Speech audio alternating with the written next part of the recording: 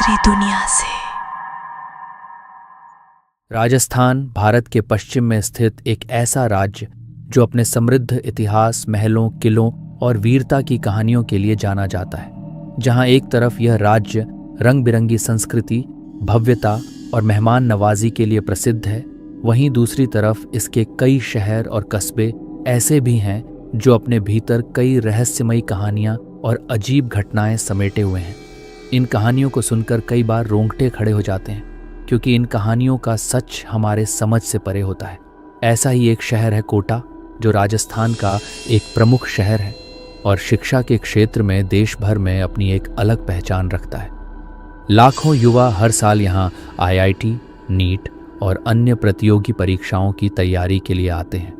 लेकिन शिक्षा के इस केंद्र के साथ ही कोटा शहर अपने अंदर कुछ ऐसी रहस्यमय घटनाएं भी समेटे हुए हैं जो सामान्यतः लोगों की नज़रों से छुपी रहती हैं।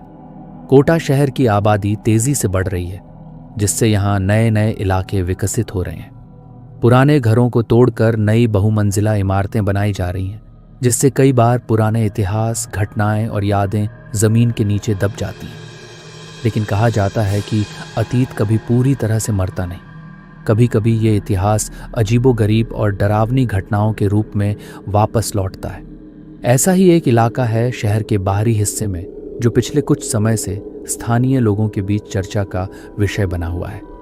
इस इलाके में स्थित एक पुरानी हवेली या PG हाउस लोगों के बीच भय का कारण बन चुका है। स्थानीय लोग अब इस जगह के पास जाने से भी डरते हैं, और जो छात्र छात्राएं अनजान हैं, वे शुरुआत में तो यहाँ रहने चले आते हैं, लेकिन कुछ समय बाद ही वे भी इस जगह को छोड़कर चले जाते हैं। इस जगह के बारे में कहानियाँ अब इतनी फैल चुकी हैं कि लोग इसे भूतिया PG या भूतिया हवेली कहने लगे हैं। स्थानीय लोगों के अनुसार ये PG हाउस एक सामान्य सी दिखने वाली बिल्डिंग है, लेकिन यहाँ के अंदर ऐसा कुछ होता है जो किसी की समझ से परे है। PG में रहने वाली छात्राओं ने बताया है कि वे कई बार रात में किसी के रोने, फुसफुसाने या फिर अजीबोगरीब आवाज़ें सुनती हैं। वे ऐसा भी बताती हैं कि PG की खिड़कियों से कभी कभी उन्हें कुछ परछाइयाँ दिखाई देती हैं, जो स्पष्ट नहीं होती, लेकिन देखकर शरीर में सिहरन पैदा कर देती है। स्थानीय लोगों का मानना है कि यह जगह किसी पुरानी घटना की वजह से श्रापित है। वे बताते हैं कि कई साल पहले इसी जगह पर किसी ने आत्महत्या की थी और उसकी आत्मा आज भी यहीं भटकती है। यही आत्मा यहाँ रहने वाले छात्रों, खासकर छात्राओं को परेशान करती है। हालांकि आधुनिक सोच वाले कई लोग इन बातों पर विश्वास नहीं करते, लेकिन यहाँ रहने वाले लोगों के अनुभव उन्हें सोचने पर मजबूर कर देते हैं। ऐसी कई घटनाओं के बाद ये जगह अब लगभग वीरान हो चुकी है। आसपास के लोग सूरज ढलते ही इस जगह से दूर रहने की कोशिश करते हैं। हाल ही में घटित हुई एक घटना ने फिर से लोगों के दिलों में इस जगह के प्रति डर बैठा दिया है।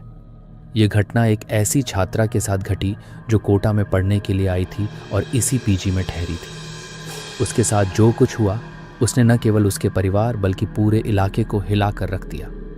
यह घटना इतनी विचित्र और भयानक थी कि इसने पूरे शहर को सोचने पर मजबूर कर दिया कि क्या वाकई इन दीवारों के पीछे कुछ ऐसा है जो इंसानी समझ से परे है।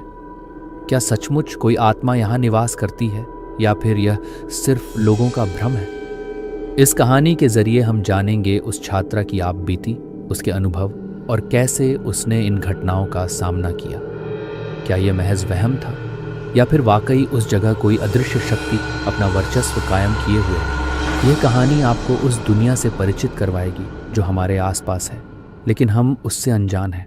इस सच्ची घटना को जानने के बाद शायद आप भी खुद को यह सोचने से नहीं रोक पाएंगे कि क्या वाकई इस दुनिया में आत्माएं होती हैं जो कभी चैन से सो नहीं पाती और किसी कारण से इंसानों की दुनिया में दखल देती है। आइए चलिए उस रहस्यमयी दुनिया की ओर जो कोटा शहर के एक साधारण सी दिखने वाली बिल्डिंग में बसी हुई है। लेकिन याद रखिएगा, ये यात्रा कमज़ोर दिल वालों के लिए नहीं है। अगर आप में हिम्मत है तो ही आगे बढ़िए, क्योंकि इस कहानी में जो आपको सुनने और देखने को मिलेगा वह आपकी सोच और समझ दोनों को चुनौती देगा। इस कहानी की मुख्य पात्र है साक्षी, एक बेहद समझदार, आत्मविश्वासी और होनहार लड़की। साक्षी मध्य प्रदेश के एक छोटे से शहर की रहने वाली थी, जहां उसके पिता शिक्षक थे और मां एक गृहिणी थी। घर में साक्षी के अलावा एक छोटा भाई भी था जो उससे 4 साल छोटा था। परिवार आर्थिक रूप से बहुत संपन्न नहीं था, लेकिन बच्चों की पढ़ाई और भविष्य को लेकर वे बहुत सजग थे। साक्षी बचपन से ही पढ़ाई में अच्छी थी। उसका सपना था डॉक्टर बनकर अपने माता पिता का नाम रोशन करना। स्कूल के दिनों में वह न केवल पढ़ाई में अव्वल थी, बल्कि खेल कूद और सांस्कृतिक कार्यक्रमों में भी हिस्सा लिया करती थी। उसकी खुशमिजाजी और मिलनसार स्वभाव की वजह से वह सभी की प्रिय थी। 10वीं कक्षा में साक्षी ने स्कूल में टॉप किया, जिसके बाद उसे एक स्कॉलरशिप मिली, जिससे उसका आत्मविश्वास और भी बढ़ गया। 12वीं की परीक्षा में भी उसने पूरे जिले में टॉप किया और अब आगे की पढ़ाई के लिए उसका सपना था कोटा जाकर नीट की तैयारी करना। उसने अपने माता पिता से इच्छा जताई कि वह डॉक्टर बनने के लिए कोटा जाकर कोचिंग करना चाहती है। साक्षी के माता पिता ने उसकी इच्छा को समझते हुए तमाम आर्थिक दिक्कतों के बावजूद उसे कोटा भेजने का फैसला किया।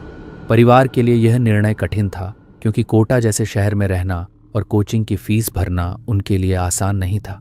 फिर भी उन्होंने अपनी बेटी के सपनों को पूरा करने के लिए हर संभव प्रयास किया। साक्षी के लिए यह एक बड़ा कदम था। पहली बार वह अपने घर से इतनी दूर जा रही थी, अपने परिवार से अलग रह रही थी। वह उत्साह से भरी हुई थी, लेकिन साथ ही एक छोटी सी चिंता भी उसके मन में थी कि पता नहीं वह इतने बड़े शहर में अकेले कैसे रहेगी। फिर भी उसके भीतर यह आत्मविश्वास था कि वह हर मुश्किल का सामना कर लेगी।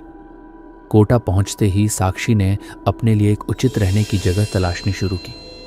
कोचिंग संस्थान के आसपास कई हॉस्टल और पीजी थे, लेकिन ज्यादातर जगहें या तो बहुत महंगी थीं या फिर वहां जगह नहीं थी। काफी तलाश के बाद उसे शहर के बाहरी हिस्से में एक पीजी मिला, जो सस्ता था और देखने में ठीक ठाक था। पीजी की मालकिन एक अधेड़ उम्र की महिला थी, जो काफी सामान्य और मिलनसार दिखाई देती थी। उन्होंने साक्षी को विश्वास दिलाया कि यहाँ उसे किसी प्रकार की परेशानी नहीं होगी। यहाँ कुल 12 कमरे थे, जिनमें से अधिकतर छात्राएं ही रहती थीं। पीजी देखकर साक्षी संतुष्ट हो गई और उसने यहीं रहने का फैसला किया। शुरुआत में पीजी का माहौल काफी अच्छा लगा।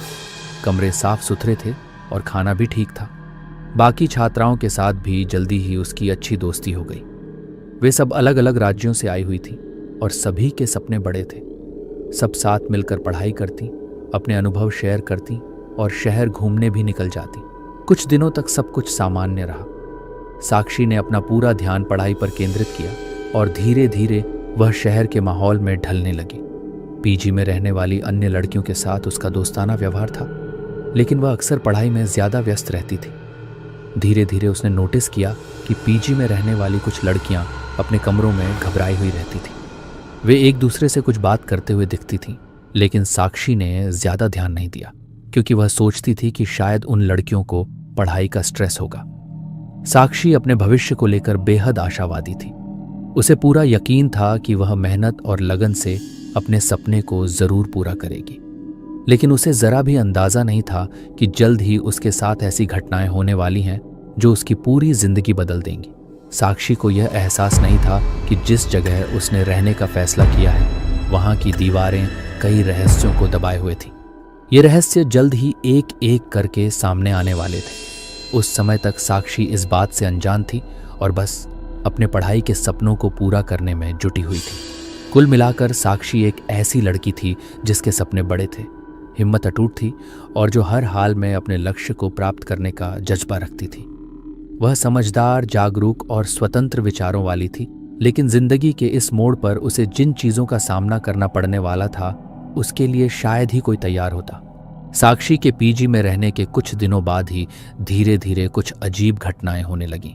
शुरुआत में ये घटनाएं इतनी छोटी और सामान्य थीं कि साक्षी ने इन पर ज्यादा ध्यान नहीं दिया, लेकिन बाद में ये घटनाएं स्पष्ट रूप से असामान्य होती चली गईं, जिससे साक्षी का ध्यान इनकी ओर आकर्षित होने लगा। पहली घटना उस दिन हुई जब साक्षी अपने कमरे में बैठकर पढ़ाई कर रही थी। रात के लगभग 11 बज रहे थे। पीजी के अंदर एकदम सन्नाटा था। अचानक उसे ऐसा लगा जैसे किसी ने उसके कमरे का दरवाजा धीरे से खटखटाया हो। उसने सोचा कि शायद कोई दोस्त होगी, इसलिए उसने तुरंत दरवाजा खोल दिया।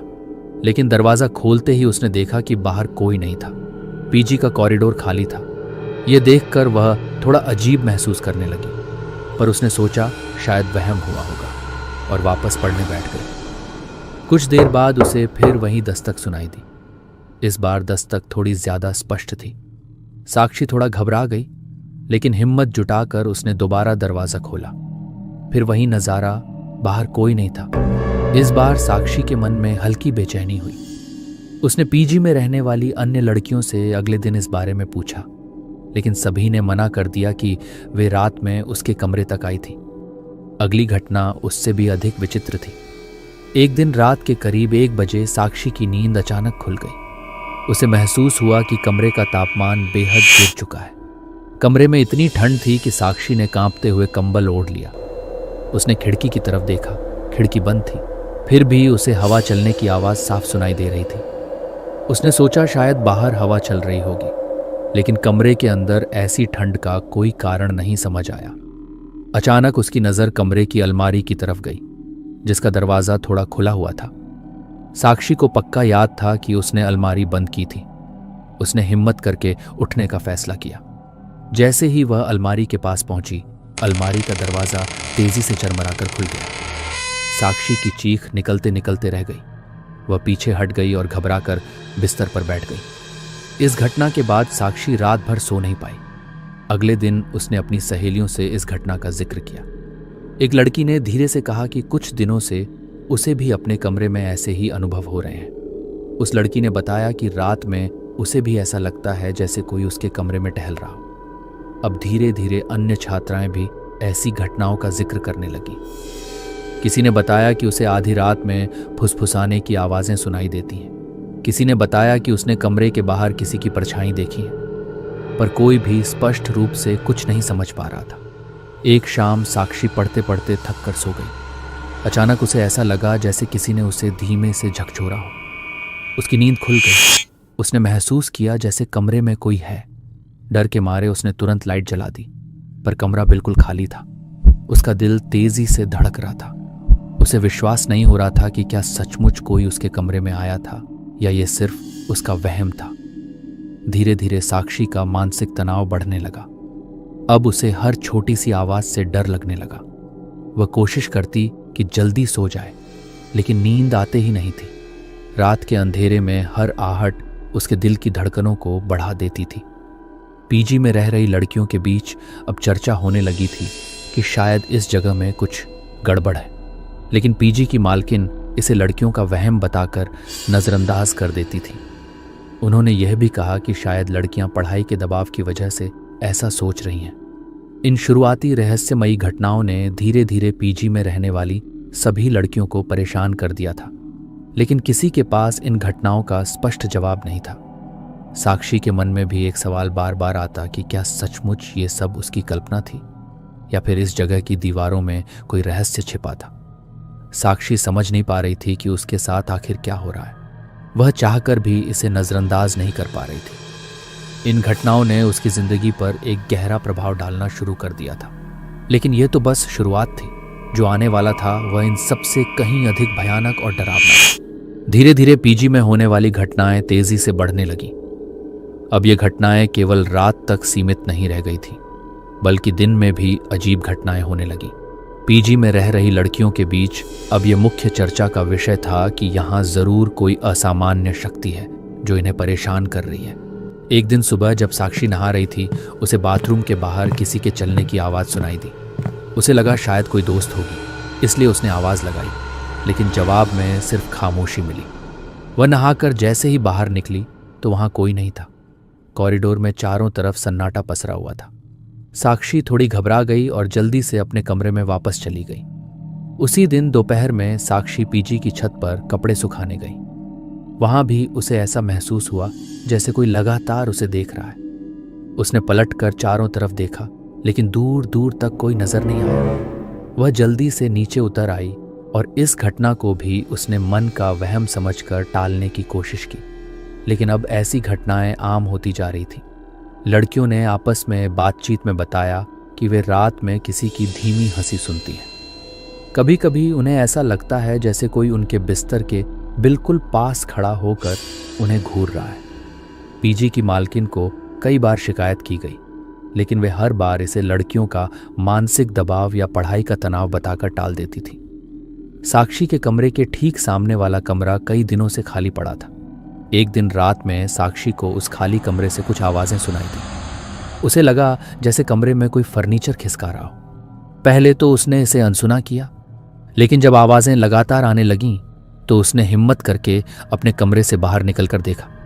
खाली कमरे के दरवाजे के नीचे से हल्की रोशनी बाहर आ रही थी, मानो कमरे में कोई लाइट जल रही हो। साक्षी ने डरते डरते उस कमरे का दरवाजा खटखटाया। तुरंत ही सारी आवाजें बंद हो गईं और कमरे की रोशनी भी बुझ गई। घबराकर साक्षी ने दरवाजे को धकेला, पर दरवाजा अंदर से बंद था। यह देखकर उसका दिल तेजी से धड़कने लगा। वह तुरंत अपने कमरे में वापस लौट गई और दरवाजा बंद कर दिया। उस रात वह ठीक से सो नहीं पाई। अगली सुबह उसने इस घटना की चर्चा पीजी की अन्य लड़कियों से की। पता चला कि कई लड़कियों ने भी उस कमरे से ऐसी आवाजें सुनी थी।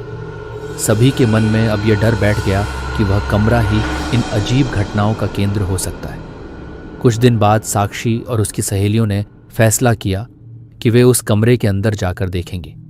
दोपहर में जब पीजी की मालकिन बाहर गई हुई थी, लड़कियों ने उस खाली कमरे की चाबी खोजी और कमरा खोला। कमरा अंदर से एकदम सामान्य दिख रहा था। वहां सिर्फ पुराना फर्नीचर, एक बिस्तर, एक अलमारी और एक पुरानी मेज थी। लेकिन कमरे में घुसते ही सभी को अचानक भारीपन महसूस होने लगा। कमरे के अंदर का माहौल बेहद ठंडा था, जैसे ऐसी चल रहा हो। कमरे में थोड़ी देर खड़े रहने के बाद अचानक साक्षी की नजर अलमारी की तरफ गई। अलमारी के दरवाजे पर ताला लगा हुआ था। सभी लड़कियों को जिज्ञासा हुई कि इस अलमारी के अंदर आखिर क्या है। किसी ने कहा शायद पुराना सामान होगा, तो किसी ने कहा कि शायद इसी में कुछ ऐसा होगा जिससे इस रहस्य का पता चल सके। लड़कियों ने उस अलमारी का ताला तोड़ने का फैसला किया। काफी कोशिश के बाद ताला टूट गया। जैसे ही अलमारी का दरवाजा खुला, अंदर से अजीब सी बदबू आने लगी। अंदर कुछ पुराने कपड़े, फोटो और एक डायरी थी। साक्षी ने डायरी को उठाया और उसे खोलकर देखने लगी। डायरी किसी महिला की थी जिसका नाम रश्मि लिखा हुआ था। डायरी की लिखावट देखकर लग रहा था कि यह कई साल पुरानी है। डायरी के पन्नों में उस महिला की जिंदगी की कुछ बातें लिखी हुई थीं, जिनसे पता चला कि वह बेहद तनाव और परेशानी में थी। आखिरी पन्नों में उसने लिखा था कि मैं अब और सहन नहीं कर सकती। अब इस जीवन को खत्म करने के सिवा मेरे पास कोई रास्ता नहीं। ये पढ़ते ही साक्षी और अन्य लड़कियां बुरी तरह घबरा गईं। उन्होंने तुरंत डायरी बंद की और उसे वापस अलमारी में रख दिया। कमरे से बाहर निकलते ही उन्होंने दरवाजा लॉक कर दिया। सभी लड़कियां इस घटना से बुरी तरह सहमी हुई थीं। उन्हें समझ नहीं आ रहा था कि आखिर ये डायरी और ये महिला कौन थी और उसका इन घटनाओं से क्या संबंध था। उस रात के बाद से पीजी में होने वाली घटनाएं और भी ज्यादा बढ़ गईं। अब सिर्फ आवाजें नहीं, बल्कि लड़कियों को साक्षात अनुभव होने लगे। किसी को महसूस होता कि कोई उसे छू रहा है, किसी को लगता कि उसके पास से कोई तेजी से गुजरा है। साक्षी के साथ तो स्थिति और भी खराब हो गई। अब वह अपने कमरे में अकेली नहीं रह पा रही थी। उसे हर समय ऐसा लगता जैसे कोई उसे लगातार देख रहा है। कई बार उसे ऐसा महसूस होता जैसे कोई उसकी गर्दन के पीछे खड़ा है, लेकिन पलटकर देखने पर वहां कोई नहीं होता। पीजी की अन्य लड़कियां भी अब धीरे धीरे पीजी छोड़कर जाने लगी। माहौल इतना डरावना हो गया था कि वहां रहना लगभग नामुमकिन हो गया था। पीजी की मालकिन अब भी इन सब बातों को लड़कियों का वहम बताती थी, लेकिन अंदर ही अंदर वे भी घबराने लगी थी। धीरे धीरे पूरे पीजी का माहौल इतना तनावपूर्ण हो गया था कि लड़कियां दिन में भी अकेले कमरे में नहीं रह पाती थीं। सभी का आत्मविश्वास और हिम्मत टूटने लगी थी। सभी एक ही सवाल का जवाब खोज रही थीं कि आखिर ये सब क्यों हो रहा था और इसका अंत कब होगा। पीजी में रहने वाली लड़कियों के बीच रिश्ते शुरुआत में बेहद दोस्ताना और सहज थे। ये सभी लड़कियां अलग अलग राज्यों से आई थीं, लेकिन धीरे धीरे एक परिवार की तरह रहने लगी। हर दिन सुबह वे साथ नाश्ता करती, दिन भर की पढ़ाई की चर्चा करती और शाम को साथ बैठकर गपशप करती। लेकिन जैसे जैसे पीजी में अजीब घटनाएं बढ़ने लगीं, उनके आपसी रिश्तों में तनाव और घबराहट भी बढ़ने लगी। अब लड़कियां एक दूसरे से खुलकर बात करने से कतराने लगी थीं। वे अंदर ही अंदर घबराई हुई थीं, लेकिन शुरुआत में खुलकर कुछ कहने से बचती थीं। एक शाम साक्षी और उसकी करीबी दोस्त पूजा पीजी की छत पर बैठकर बातें कर रही थी। पूजा ने साक्षी से धीरे से कहा, साक्षी, तुझे सच में लगता है कि यहाँ कुछ गड़बड़ है? या ये सब हमारा वहम है? साक्षी ने थोड़ी देर सोचकर जवाब दिया। पूजा, मैं भी चाहती हूँ ये वहम हो, लेकिन जो कुछ मैं महसूस कर रही हूँ उसे नकारना मुश्किल है। कल रात मुझे लगा जैसे कोई मेरे कमरे में आया था। मैंने साफ महसूस किया, पर देखा तो वहां कोई नहीं था। पूजा ने डरते हुए कहा, मुझे भी कई बार लगा है। रात में मुझे ऐसा महसूस होता है जैसे कोई मेरे बिस्तर के पास खड़ा होकर मुझे देख रहा है। मैं नींद में घबरा कर उठ जाती हूँ, लेकिन हर बार कमरा खाली होता है। मुझे लगता है अब यहाँ रहना ठीक नहीं है। साक्षी चिंतित स्वर में बोली, पर हम जाएंगे कहाँ? ये पीजी हमारे बजट में है और कोचिंग सेंटर भी पास है। अगर हम कहीं और शिफ्ट हुए तो खर्चे बहुत बढ़ जाएंगे। पूजा ने जवाब दिया, पता नहीं, पर ऐसे तो रहना और भी मुश्किल है। मुझे डर लग रहा है कि कहीं कुछ बड़ा हादसा ना हो जाए। हम ये बात पीजी मालकिन से दोबारा क्यों नहीं करते? साक्षी बोली, मैंने उनसे कई बार बात की, लेकिन वो हमेशा इसे हमारा वहम बताकर टाल देती है। मुझे तो ये भी लग रहा है कि उन्हें जरूर कुछ पता है जो वो हमें बता नहीं रही है। दोनों की बातचीत में अब चिंता और घबराहट साफ दिखाई देने लगी थी। इसी बीच नीचे से किसी लड़की की चीख सुनाई दी। दोनों तेजी से नीचे भागी। कॉरिडोर में नेहा घबराई हुई खड़ी थी। साक्षी ने पूछा, नेहा, क्या हुआ? नेहा ने हाँफते हुए कहा, मैं बाथरूम से आ रही थी। मुझे लगा जैसे किसी ने मेरा हाथ पकड़ लिया हो। मैं पीछे मुड़ी, लेकिन वहां कोई नहीं था। मेरा हाथ देखो, अभी भी कांप रहा है। पूजा ने घबरा कर कहा, अब तो ये घटनाएं दिन में भी होने लगी हैं। हमें आज रात सबको एक साथ बैठकर कुछ फैसला करना चाहिए।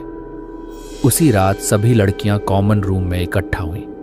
सबके चेहरे पर डर साफ दिख रहा था। साक्षी ने बोलना शुरू किया, देखो, ये घटनाएं अब इतनी बढ़ चुकी हैं कि इन्हें नज़रअंदाज नहीं किया जा सकता।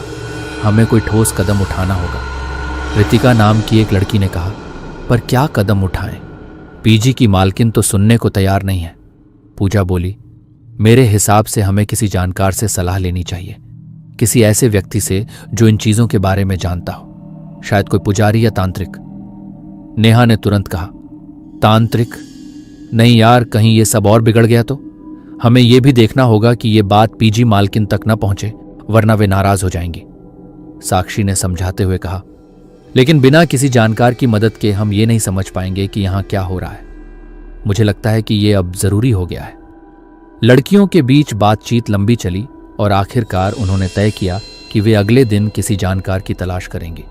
लेकिन अगले ही दिन पीजी की मालकिन को इस बात की भनक लग गई।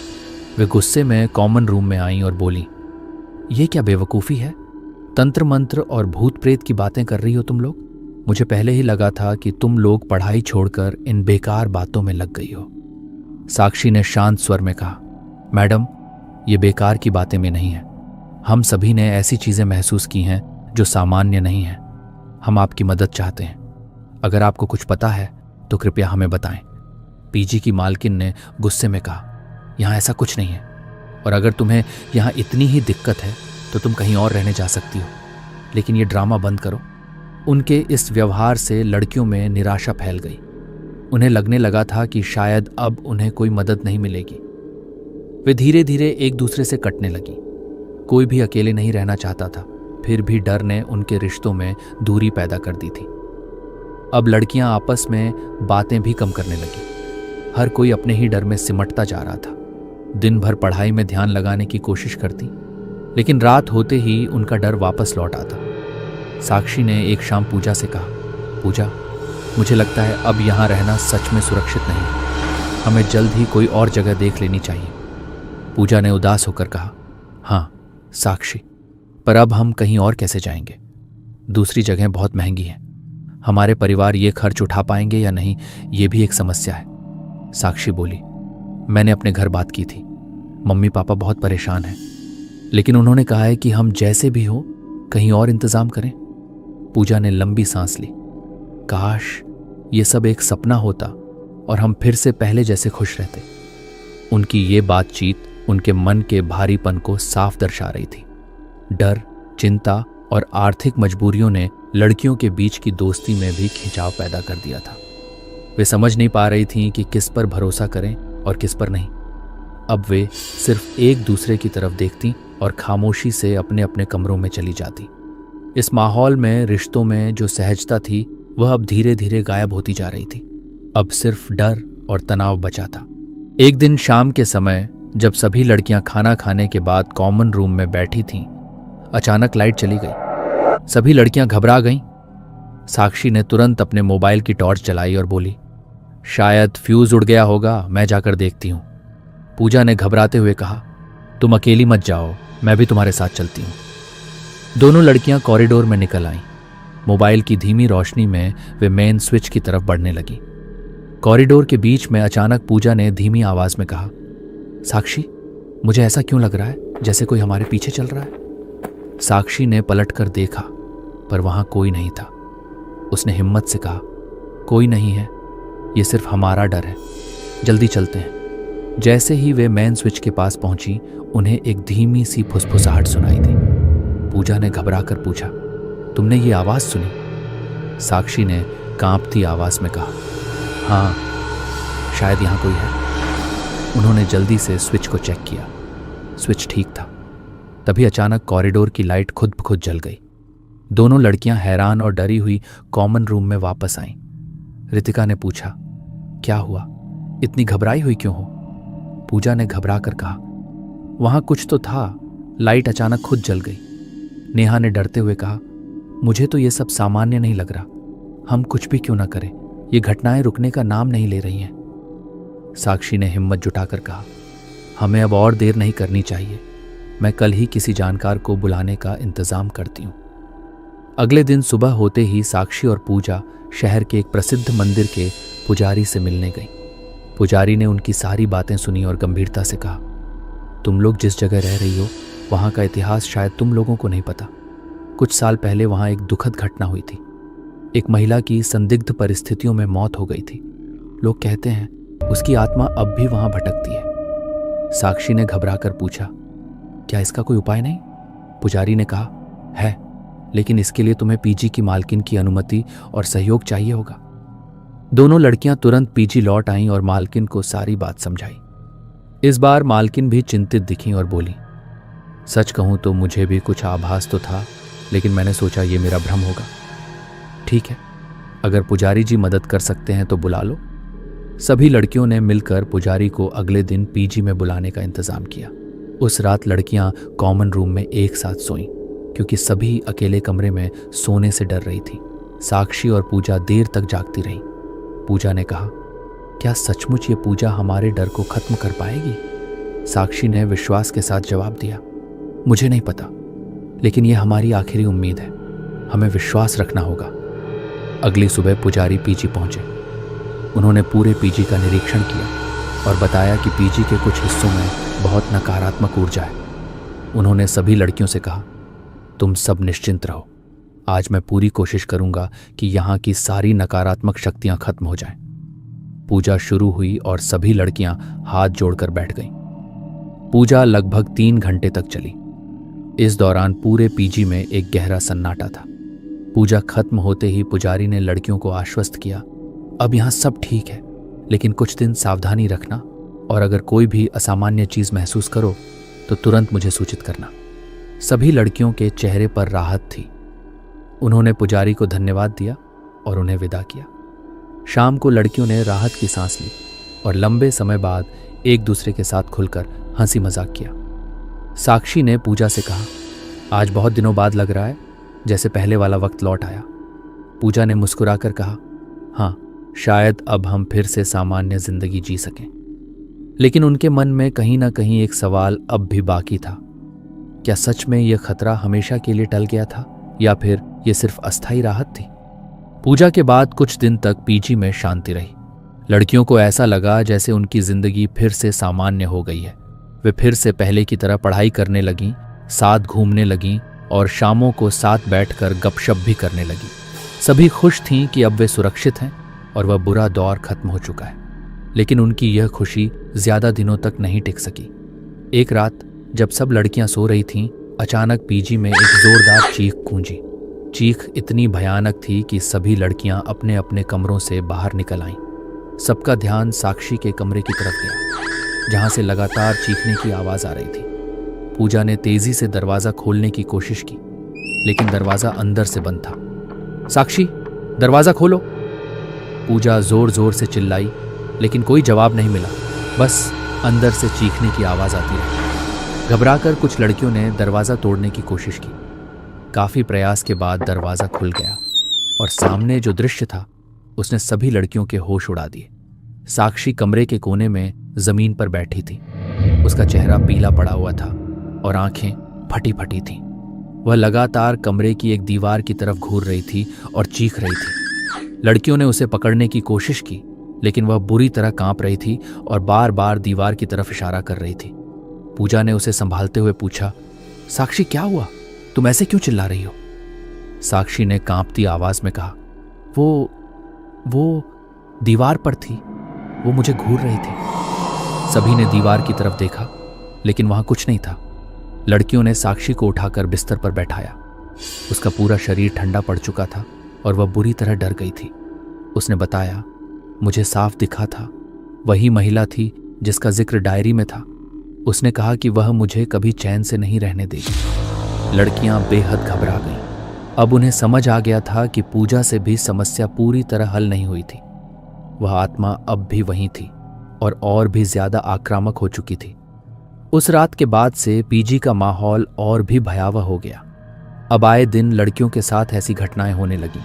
कभी किसी लड़की के कमरे की लाइट अचानक जल बुझ जाती, तो कभी किसी लड़की को लगता कि उसे कोई छू रहा है।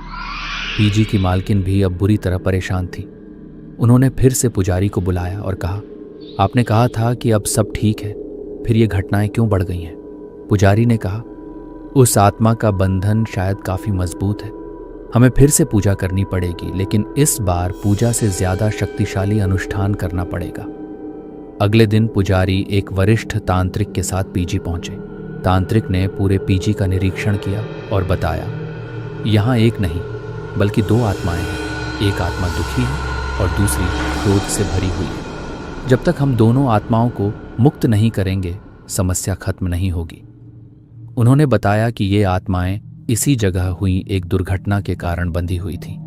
पुरानी डायरी वाली महिला की मौत प्राकृतिक नहीं थी, बल्कि उसकी हत्या की गई थी और उसके साथ एक बच्ची की आत्मा भी वहां भटक रही थी। लड़कियों को यह सुनकर बड़ा झटका लगा। तांत्रिक ने कहा, हमें आत्माओं को शांत करना होगा, वरना ये और भी ज्यादा नुकसान पहुंचा सकती हैं। पूजा की तैयारियां शुरू हुईं। पीजी में उस दिन का माहौल बेहद तनावपूर्ण था। सभी लड़कियां घबराई हुई थीं। तांत्रिक ने मंत्रों का उच्चारण किया, हवन किया और विशेष पूजा अर्चना की। लेकिन पूजा के दौरान अचानक तेज हवा चलने लगी, चीजें इधर उधर गिरने लगी। लड़कियां डर से कांपने लगीं। उन्हें लग रहा था जैसे पूरा पीजी एक अनदेखी शक्ति की चपेट में आ गया है। अचानक साक्षी ने फिर से चीखना शुरू कर दिया। उसकी आवाज बदल गई थी, जैसे कोई और उसके शरीर से बोल रहा हो। तांत्रिक ने तुरंत मंत्र तेज किए और साक्षी के माथे पर राख लगाई। थोड़ी देर बाद साक्षी शांत हुई और उसकी हालत सामान्य होने लगी। पूजा खत्म होते होते वातावरण शांत हो गया। तांत्रिक ने गहरी सांस लेकर कहा, अब खतरा टल चुका है, आत्माएं मुक्त हो चुकी हैं, लेकिन यह जगह इतनी आसानी से सामान्य नहीं होगी। सभी लड़कियां राहत महसूस कर रही थीं, लेकिन उनके मन में अब भी डर बैठा हुआ था।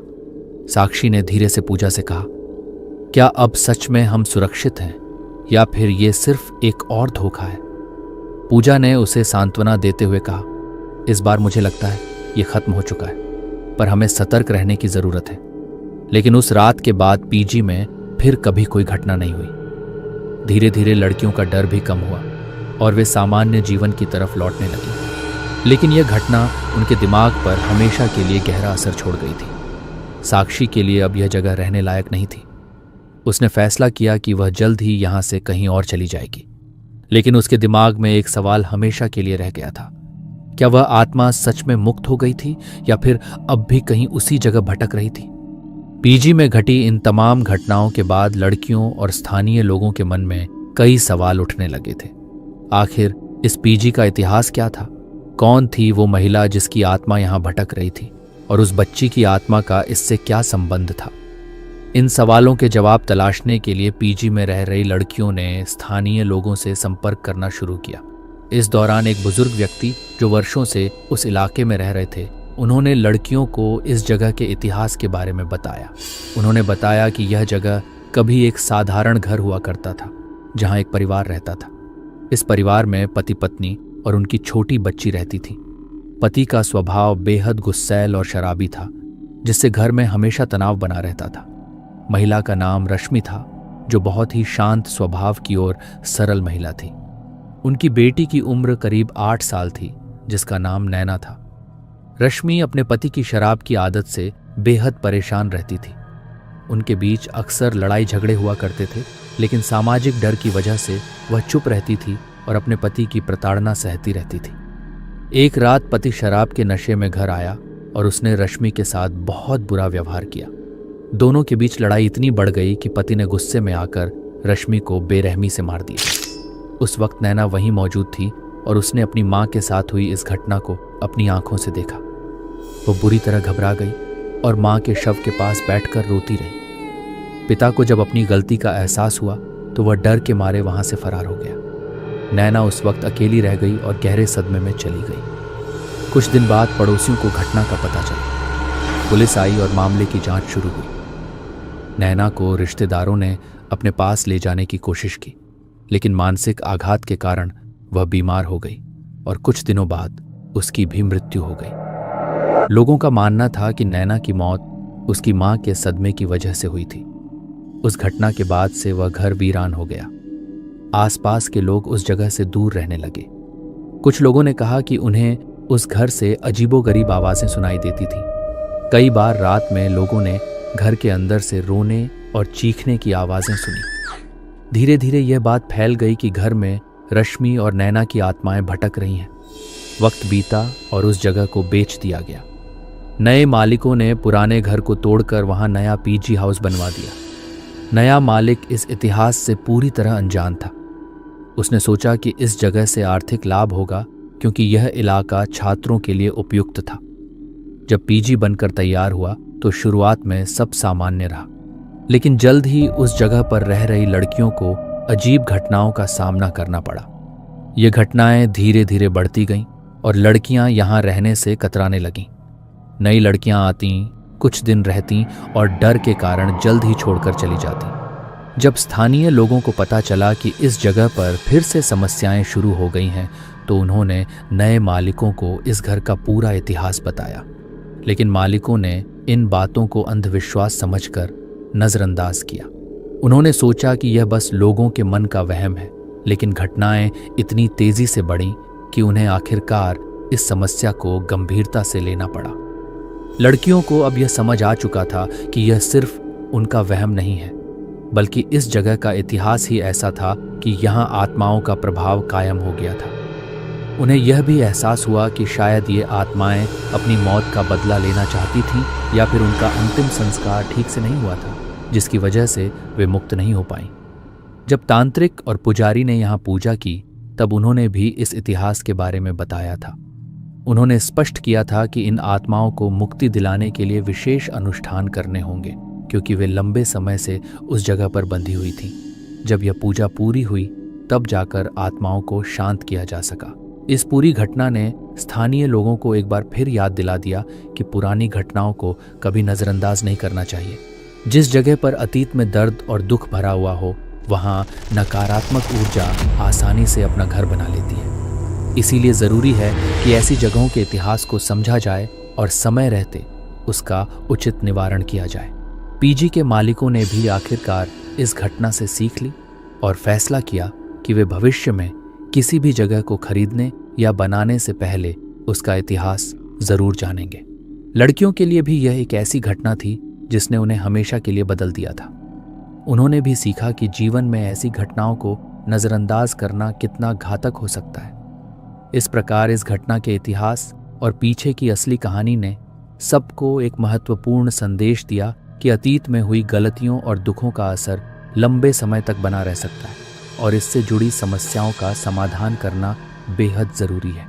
तांत्रिक और पुजारी द्वारा की गई पूजा और अनुष्ठान के बाद पीजी में अजीब घटनाएं धीरे धीरे कम हो गईं। वहां रहने वाली लड़कियों को अब रातों को डर के मारे नींद से जागना नहीं पड़ता था। साक्षी और उसकी दोस्तों ने फिर से सामान्य जीवन की ओर लौटने की कोशिश शुरू कर दी थी। हालांकि डर और सदमा अभी भी उनके जहन में बसा हुआ था, लेकिन अब कम से कम उन्हें ऐसा महसूस नहीं होता था कि कोई अदृश्य शक्ति उन्हें नुकसान पहुंचाना चाहती है। पीजी की मालकिन ने इस घटना के बाद उस कमरे को हमेशा के लिए बंद कर दिया जिसमें डायरी मिली थी। उन्होंने उस कमरे में ताला लगवा दिया और किसी को भी वहां जाने की इजाज़त नहीं दी। कुछ समय बाद उन्होंने पूरे पीजी की सफाई करवाई, दीवारें फिर से रंगवाई और एक मंदिर भी बनवाया। लड़कियों के लिए यह अनुभव जिंदगी का सबसे डरावना दौर था, लेकिन इसने उन्हें एक दूसरे के करीब ला दिया। जो पहले डर के कारण अलग थलग पड़ने लगे थे, अब एक दूसरे का सहारा बनने लगे। वे अब समझ चुकी थीं कि डर का सामना अकेले नहीं किया जा सकता और एकता में ही शक्ति है। साक्षी ने फैसला किया कि वह कोटा में ही एक दूसरी जगह रहने के लिए तलाश शुरू करेगी। उसके माता पिता ने भी उसे सुझाव दिया कि वह अब उस जगह से दूर हो जाए। कुछ ही दिनों में उसे एक नया हॉस्टल मिल गया, जहां वह कुछ और दोस्तों के साथ शिफ्ट हो गई। पूजा, नेहा और रितिका ने भी धीरे धीरे खुद को संभालना शुरू किया। उन्होंने तय किया कि वे इस घटना को अपने ऊपर हावी नहीं होने देंगी। उन्होंने इसे अपने जीवन के एक ऐसे अध्याय की तरह देखा जिससे उन्होंने बहुत कुछ सीखा। पीजी की बाकी लड़कियां भी एक एक करके वहां से चली गईं। अंततः कुछ महीनों बाद वह पीजी पूरी तरह से खाली हो गया। पीजी की मालकिन ने भी उस जगह को हमेशा के लिए बंद करने का निर्णय लिया। उस इमारत को अब कोई नहीं किराए पर लेना चाहता था। इस घटना ने साबित कर दिया कि भले ही विज्ञान भूत प्रेतों को नहीं मानता, लेकिन कुछ घटनाएं इंसानी समझ से परे होती हैं। और जब इंसान डर और असहायता की स्थिति में होता है तो उसे विश्वास और आस्था का सहारा चाहिए होता है। इस प्रकार उस खौफनाक अनुभव का अंत हुआ, लेकिन इसकी यादें और सबक हमेशा उन लड़कियों के साथ रहेंगे जिन्होंने उसे जिया था।